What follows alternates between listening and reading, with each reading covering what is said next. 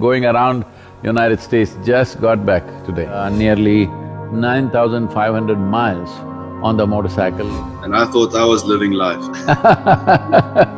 It would be so interesting to hear from you, what you have made out of this lockdown.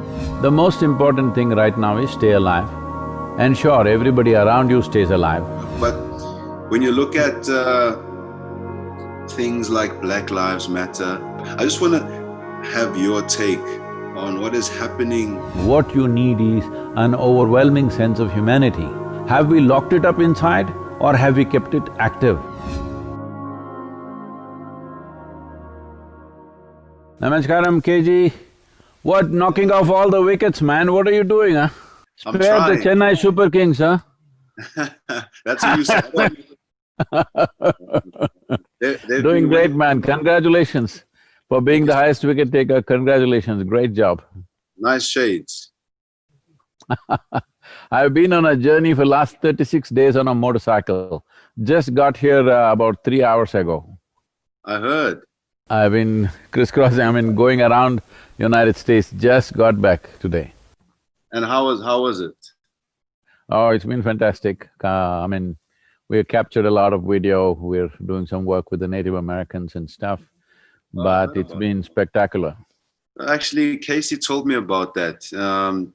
What exactly is that though? Just if you don't mind giving me you don't have to talk too long about it. This was titled as Exploring Spiritual America. So we connected with all the Native American nations. Actually, most people would not know that there are over 500 Native American nations of the past. Yes. Well, they have all become reservations today, but still they exist, they maintain a certain status, and they have their own spiritual process, their culture. Each one of them has their own separate language. Like in Africa, each tribe has its own thing. I don't know to what extent it is preserved in Africa today, but these people are striving to preserve it. So my effort was one thing, to bring the spiritual dimension of their life back into thing, because one very, very relevant factor in their spirituality is, these are people who did not live on the land, they lived as the land. They are the land, like that they lived. For them, ecology is not a textbook, it lives in their hearts. So I thought bringing that forth for today's generation and tomorrow's generation, it's very important. Apart from that, for most people in the world, Native American person means they know Native American people only from the Wild West movies, where they're always screaming on the horses and shooting at somebody. So that is not what they are. They were evolved societies, they had cities of their own. There were cities where there were up to 40,000 population at one time. I'm saying that is the level of organization and civilization that had happened. There was proper education, there was even higher education for men and women in some of the tribes. Each one of them has a different language. It's an elaborate process. The entire continent is full of such people, and they've lived here for over 40,000 years. The recorded aspect, the archaeological thing says, up to 40,000 years, definitely they were here. They could have been here even before that. So, the idea is to make them visible in the world, and the idea is to bring out the positive dimensions of their life, because they've been relegated to another status where they're invisible. So as nations, bringing them back. Well, they're part of the United States Constitution and framework now, but culturally, spiritually, they are nations by themselves. So that was the effort. So we thought we'll do it in 21 days on a motorcycle, but because we met so many people on the way and covered nearly 9,500 miles on the motorcycle, it took 36 days. Just today morning we got back. And I thought I was living life. But yeah, you mentioned a great point. Reviving or bringing awareness to their culture, I think is probably a good thing, and also bringing awareness to other people that can recognize their culture. They probably do recognize it, but you're right. When I was young, I was probably watching TV and I see them in those, in those movies, the Wild Wild West movies, and I guess it's about learning about each other as human beings. So I think that's a great initiative. I think Africa also has a similar situation. I don't know to what extent it's preserved today, but I mean, it had a similar situation where tribes had their own cultures, languages, everything. I have been in northern part of Africa to some extent traveling. I met those Maasai people, they're Yeah. just incredible people, and we met the Zulus and stuff. I don't know if you come from some background like that, if you can tell us something. Of course, I'm from the Venda. I'm Venda myself, but my family is Mhm. very culturally mixed. I would say in South Mm. Africa, uh, we speak our native languages. South Africa has Mm. 11 languages, and people in South Africa are quite rooted in their culture. But if you have any ideas and you want to come on board, and it's all about learning, right? Everyone can learn from each other. I mean, being at the IPL as well, I learned a, quite a few things about Hinduism. I've learned Mhm. about Muslims, because we are in an environment where we're just around different people who come from different backgrounds. So So Venda tribe has a language of its own? yes, it does. What's It's it called called? it's called Venda. Oh, So okay. yeah, it's called Venda. So Yeah, on the it's cricket field, you can curse people in your language, nobody understands. I've been in a bit of trouble for cursing people in English. Don't do that, in your language you must do. Exactly, exactly. Yeah, man. But I'm so glad to really speak to you. I think it's quite cool. My friend and I during the lockdown, we were like, hey, let's do something. We're not playing any sport. There's no work. Let's get together. Let's get creative. So we started a podcast, and then I remember I asked you a question just before I was gonna tour Mhm. India, but then I I had a tear in my grade 1 tear in Mhm. my groin and my abductor, but now I'm all good. Mhm. And so I was like, hey, why don't we speak to this man? Because I think he's got wonderful perception, and it'd be so interesting to hear from you. You know what you have made out of this lockdown, and things are like crazy. People have lost jobs. People have lost family members. Economies are breaking down. You know, people are in their homes, they can't get out, but now things are sort of returning to the normal way of how it used to be.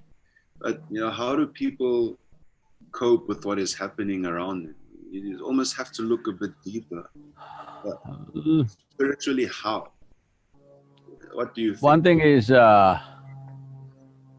yes, people are trying to get back to how it used to be, but please Yes. don't call it normal. Yeah, it's not normal. That's not really normal. Yeah. If you look back how it used to be 100 years ago, if you look back how it used to be 500 years ago, 1,000 years ago, Yeah. how it used to be in 2019 is definitely not normal. At least every creature on this planet does not think we are normal. They think we are the virus on this planet, Yes. you know.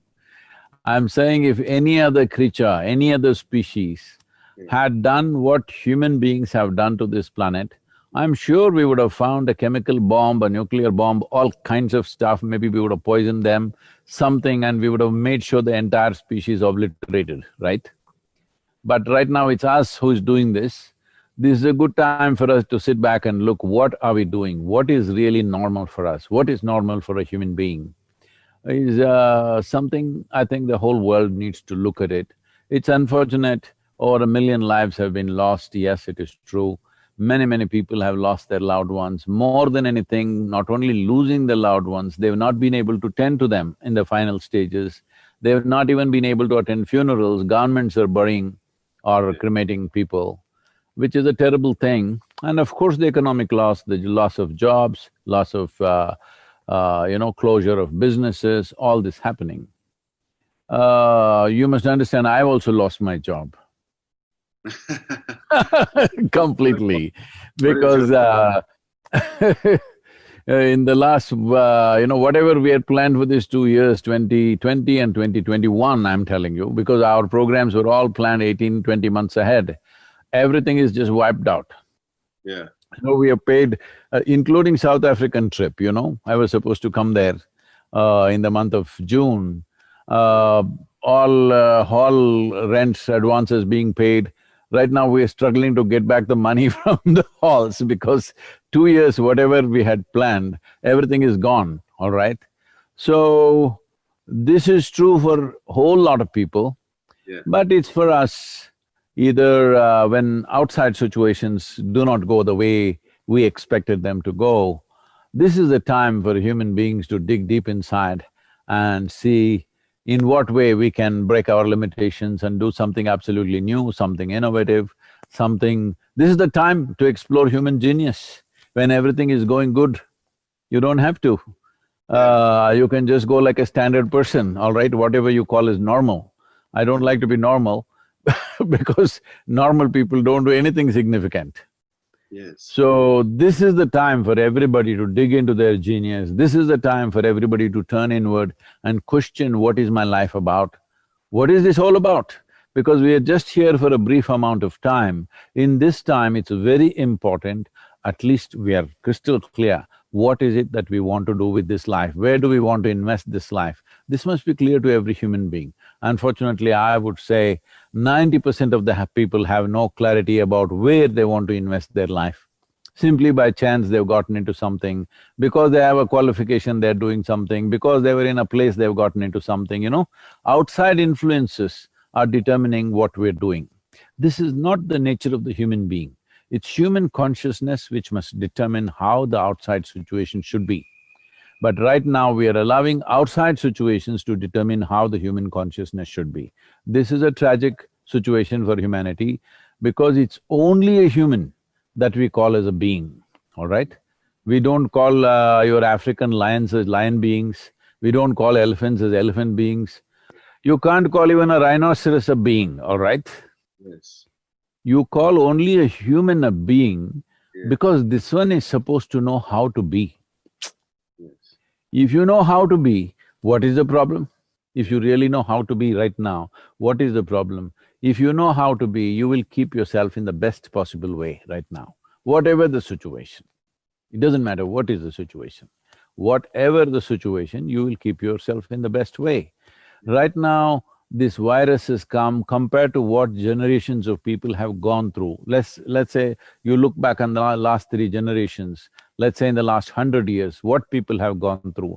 They've gone through World War I, they've gone to World War II, they've gone through Spanish influenza where millions of people died. I don't know what's the number, but a very big number died. And they didn't have medicines, they didn't have the facilities that we have. Nobody could speak to each other on social media. Look at this, you are in what, Dubai or Sharjah, where are you? Dubai right now, yeah. You are in Dubai and I'm speaking to you here from Tennessee. Was this possible for your grandfather or my grandfather? Could they talk to each other? There's no way.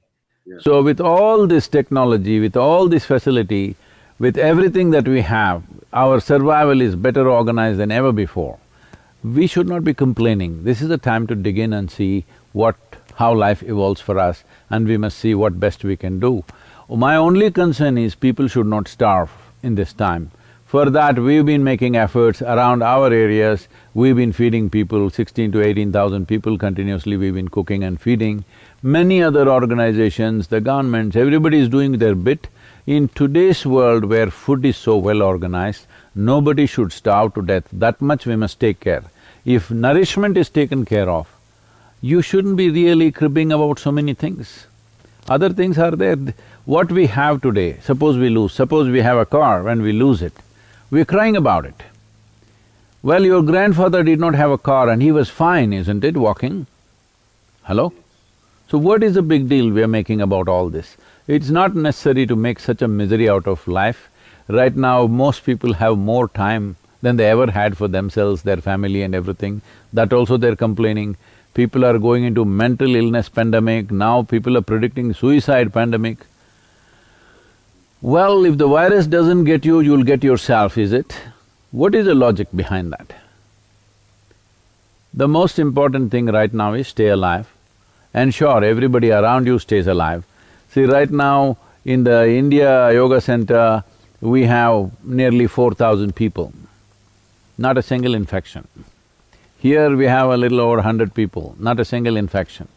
We traveled 16 of us, 17 of us, we traveled across America where there's heavy infected areas, but not a single infection. So this is all it takes, a little responsible, conscious action. That's all it takes from the human being, because that is what is expected of a human being, that he is supposed to know how to be. If you know how to be, this virus is not a challenge. Yes.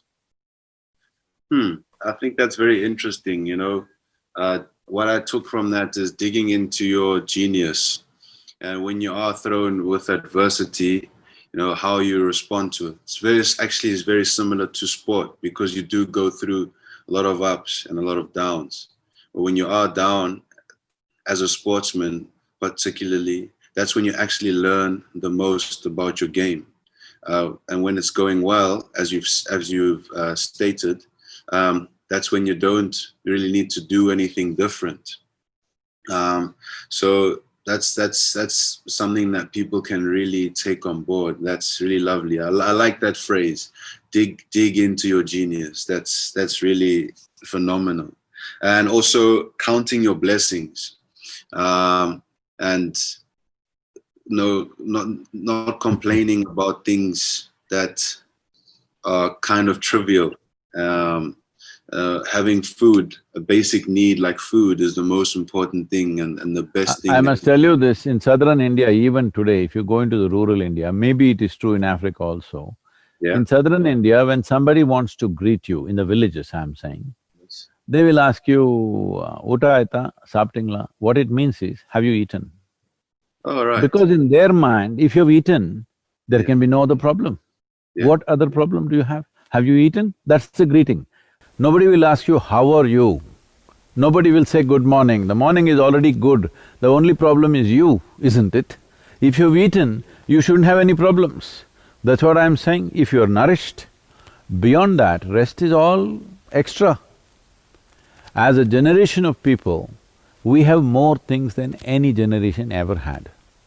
We have more conveniences, we have more comforts, we have more technologies, we have more access to everything.